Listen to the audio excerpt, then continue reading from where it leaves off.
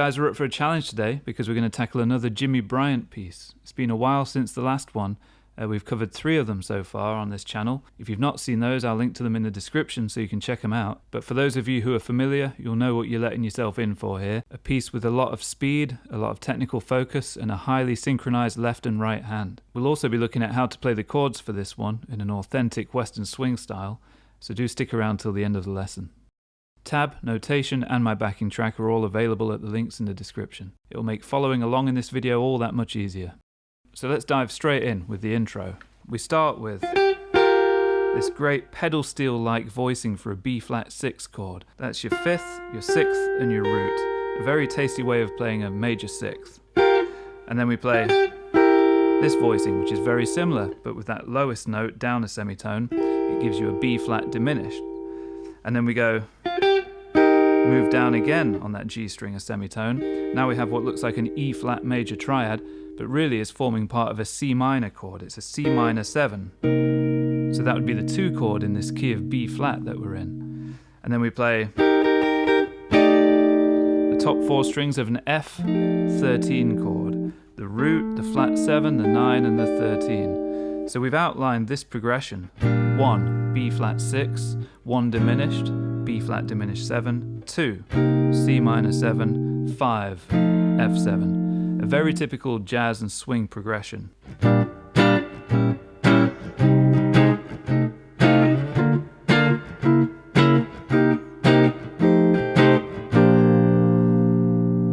1, 2, 3, 4. 1, 2, 3, 4. 1, 2, 3, 4. 1, 2, 3, 4. 1. And then we play this kind of F7 altered idea. Sharp 9. Natural 9, root, flat 7, walking chromatically down to the 5th, and then resolving to the root of the B flat, the 1 chord. And that's the end of the intro. Now we go into the A section. The changes here, by the way, this A section is built on what we call rhythm changes. The same kind of chord changes from Gershwin's I Got Rhythm, which is all built off this 1-6-2-5 kind of idea.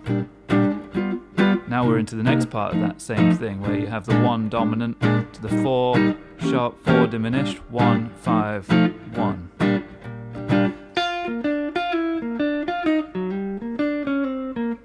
So B flat, very clearly the B flat major triad here in root position, string set 2. Triads were a big part of Jimmy Bryant's playing. And then we're kind of hinting at that B flat diminished sound. But he returns to the B flat major rather than playing, which kind of sounds nice as well. He plays, and then C minor 7 comes along. Here's the flat 3, and then we slide in to the 5th. So we're seeing chord tones of a C minor 7. You might be thinking of this entire arpeggio within kind of a G shape. However you're seeing things, try and see these landmarks, the flat 3 and the 5. Little passing note there into the 5, and then to the flat 7. So again, all stuff from a C minor 7 arpeggio. Then the chord changes to the 5, F7, and we play, which is a typical kind of sound in swing music. That's like an F13 walking down chromatically. Really nice, right? Even just that as an isolated idea, as a 2-5. Get a 2-5 down in your looper.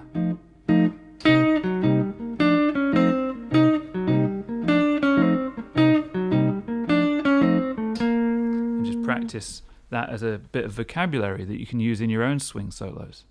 So the head so far suggests the same progression we opened the song with. But strangely, the rhythm part doesn't play that. They're just playing a 1, 6, 2, 5, where that 6 chord is dominant, making it the 5 of 2 if you like. Which is funny because those 2 things shouldn't really overlap that well on paper.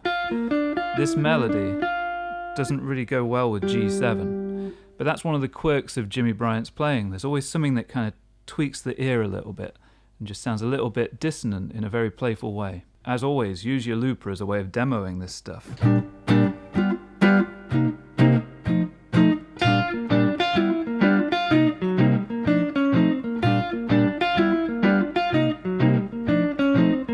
Sounds great either way. Okay, so now we do basically play that phrase again, but we go chromatically above by a semitone above that B flat note. And then we're going to play kind of a funky little phrase. So like we said, this section's built off the rhythm changes progression. We've just accounted for the 1-6-2-5 portion of it that then repeats. Now we're into the next part of that progression where you have the 1 and then you make it dominant, so it becomes the 5 of 4. And then you play the 4, sharp 4 diminished, or sometimes the 4 minor, but that's for another day. And then back to the 1, 5, 1. Now if we look at the group of notes being used in that next lead part, it makes a lot of sense, right? Very clearly outlining a B flat 7 arpeggio with some good extensions in there, like the 9 and the 6th or 13th. We did root, minor to major third hammer on, that typical bluesy sound, then just up through the arpeggio, the 5th, the flat 7, then there's the 9. So it's got a lot in common with that 3 to 9 arpeggio I'm always banging on about, the Charlie Christian thing. Very similar sort of stuff. But now we're on the E flat. The thing that's interesting here is he goes opposite to what the chords do. So, like I said, the chords here are going from the 4 to the sharp 4 diminished, but Jimmy Bryant is playing something more along the lines of a 4 to a 4 minor to get back to the 1. They are interchangeable, those manoeuvres, but it's very clear here that he's having fun with it and putting one against the other. And when you see the notes he uses, it all makes a lot of sense. You can think of this E flat major triad. Yeah, very simple, just the top 2 notes of it, the major third and the 5th. And then E flat minor by flattening that third. And then getting back to the 1 chord. So we can be thinking major, minor, and then back to the 1. Very pretty stuff. Then in the pedal steel part, you have a response to that in the lower octave by Speedy West. And then we play as our own response back to that response. So we're thinking of those notes we used in the intro, but the reverse of them. Instead of coming down, we go up. Interesting group of notes. Over F7, we get into that sharp 9, that Hendrix sound. And then a bit of chromaticism from the 9 down to the root. And then the same chromatic line from before. You can be plotting out important parts of the chord there, and then just tying them together with the passing notes and resolving to the root of the 1. So let me lay down the chords for the A section in the looper, and then we'll play the melody over the top of it, and we'll do all this at a bit of a slower speed. 1, 2, 3, 4. Little variation on that progression. All of this is on the sheets.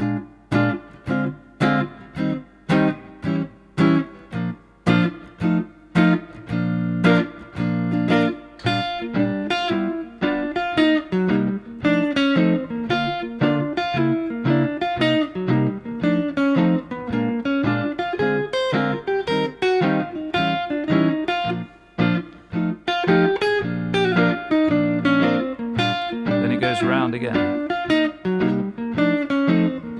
This is an A-B structure, very common.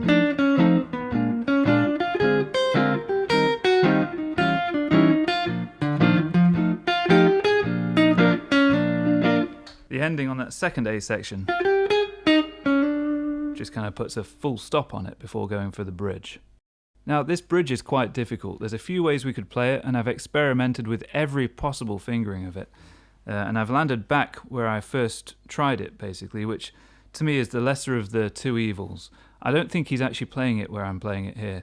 I think he's playing it here.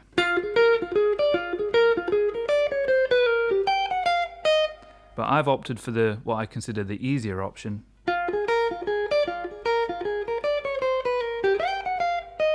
where this slide kind of helps us out rather than having to jump with the pinky. This is where I feel I have a bit of insight from 20 years of teaching into what people can pick up quicker and get more comfortable with quickly. But feel free to take either option. Obviously the notes are correct either way and no one's getting hurt, so just do what you prefer. I will include what I consider to be his fingering in with a separate sheet of the lesson materials, just to be really complete.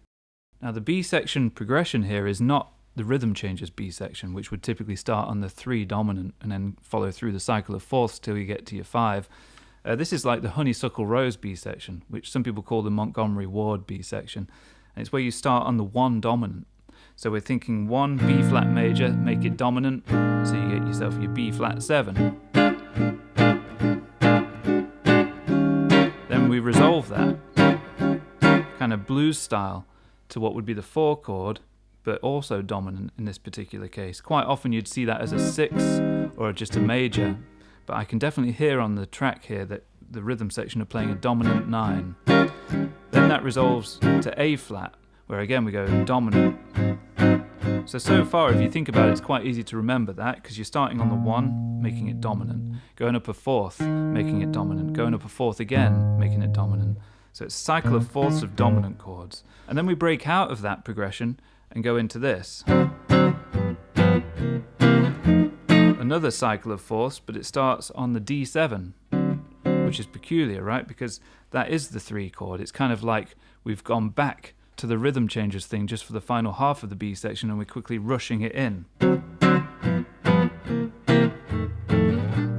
to get back to the actual 5. D7, G7, C7, F7. So another little cycle of fourths, resolving us to the B flat.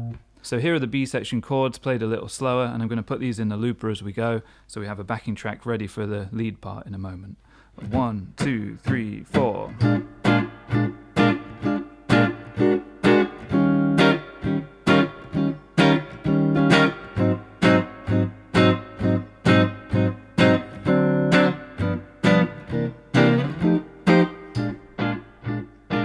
That'll do, we'll come back to that. So going back to the melody.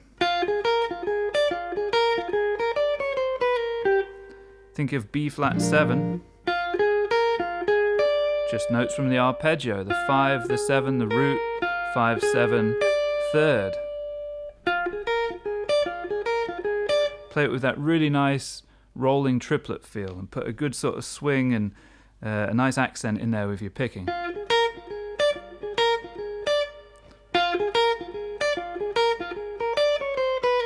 Then chromatic.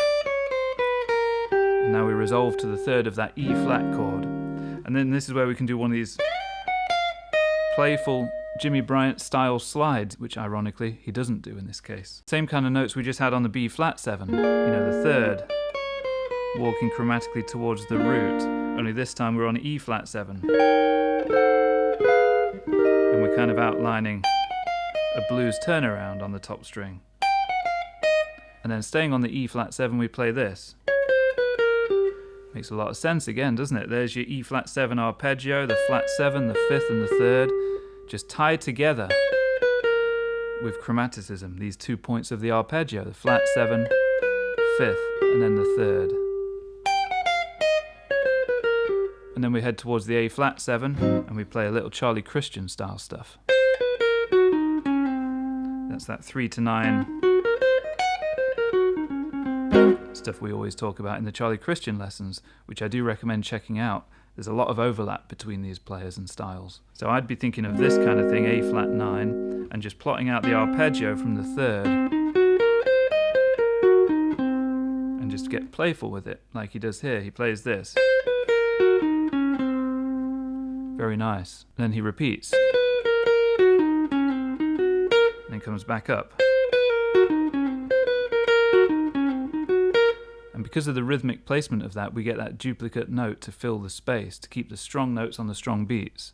So it's 1, 2, 3, 4, and 1, 2, and 3, and 4, and 1, and 2, and 3, and 4, and then we get to that rhythm changes thing.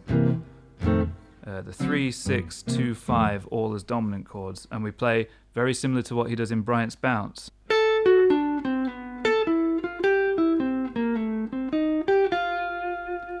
which again, if you can visualize simple arpeggios, it all makes so much sense. D7, this kind of stuff. We have just down the arpeggio from the 5th to the 3rd to the root and the flat 7, and then G7 comes along. There's our nearest note we can grab, the major 3rd. And then he bounces back to this note, which now really we're thinking of as the 9 of the G7. And then a little kind of major scale or mixolydian kind of line to the C7, where we do exactly what we did on the D7 and resolve it to the 3rd of F7. And then climb this 3 to 9 arpeggio. That's a good exercise, like I spoke about in the Bryant's bounce video.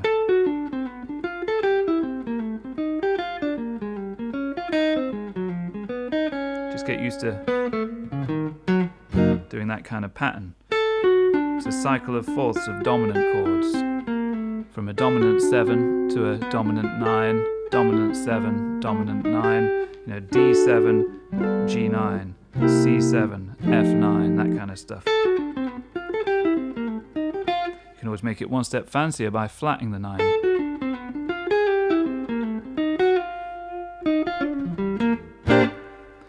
Great stuff. So here's a bash through that B section at the slightly slower speed with the looper. 1, 2, 3, 4.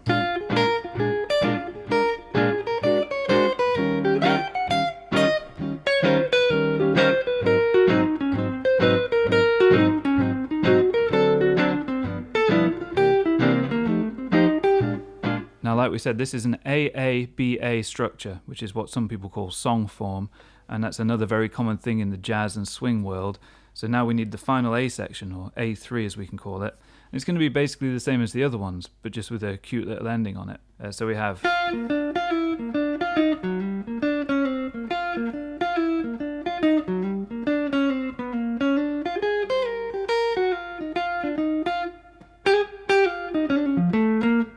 I think I put that on the ending, or some kind of thing like that. Let me just check. Oh yeah, almost. It was actually this. So that's using stuff from a B-flat mixolydian kind of sound. Flat 7, minor to major 3rd, blues style, and then leaning back for that 6th, very typical swing sound that we often talk about. Great group of notes to play around with. So let me just mention a couple of the things about fingerings for this. You've got so many choices and you don't want to get too bogged down in one strict way of doing it. You want to be kind of free and loose with this stuff. So check this out.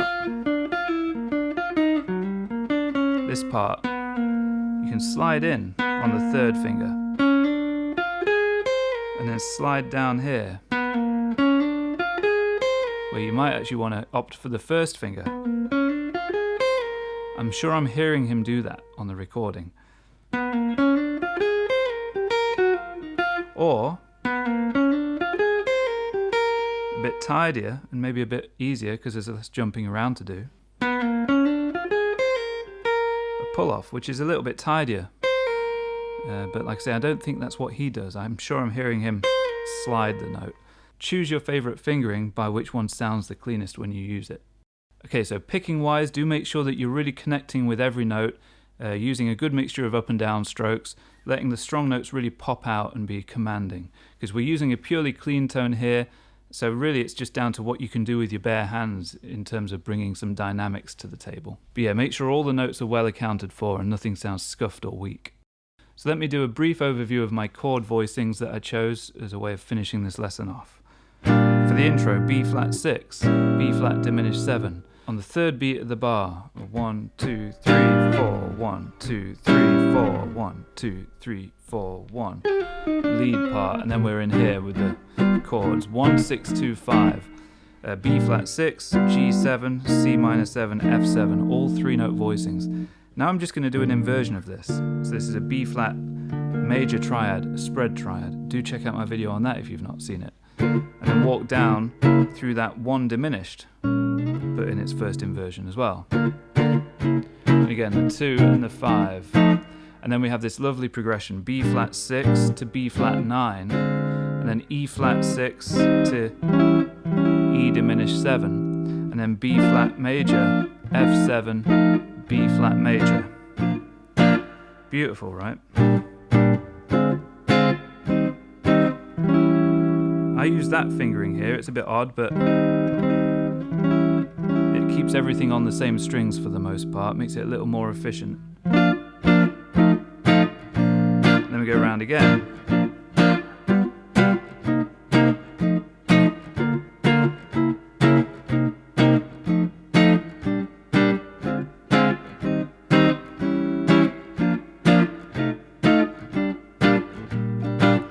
Sometimes I'm interchanging these things kind of freely, B flat 6 and B flat major. And then we have the bridge, B flat 7, and then a sneaky sharp 5, taking us to the E flat 9, A flat 7. Again, all of this stuff is on the sheets with the finger numbers and everything. D7, G7, C7, F7, and then we're back to the final A section, the same as the other ones.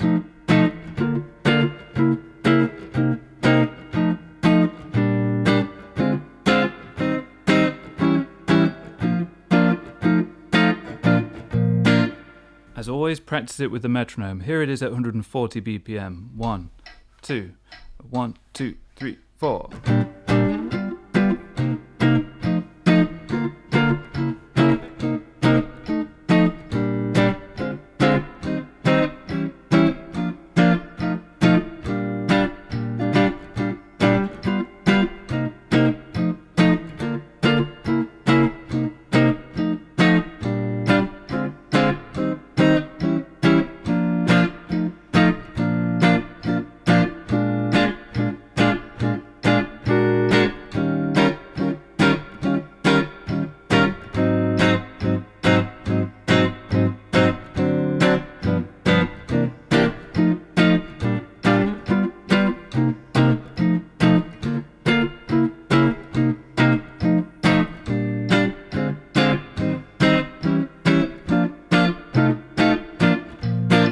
At the full speed of 210, you've really got to control those chords nicely and make sure you get your fingers down super quick so you don't get any scuffed notes.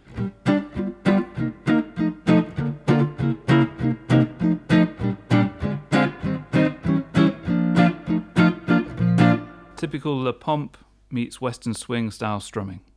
Okay guys, so just to close out, a little bit of tone talk. This is my master-built 52 Telecaster with my Farron 5 Sun Bear pickups in it. I was on the neck pickup the whole time. They have a lovely, subtle, natural compression to them, and the neck pickup still sounds really fat and percussive and woody. And I was running this straight into my 1964 Fender Bassman amp, and I was using a little bit of reverb from a Strymon Flint pedal.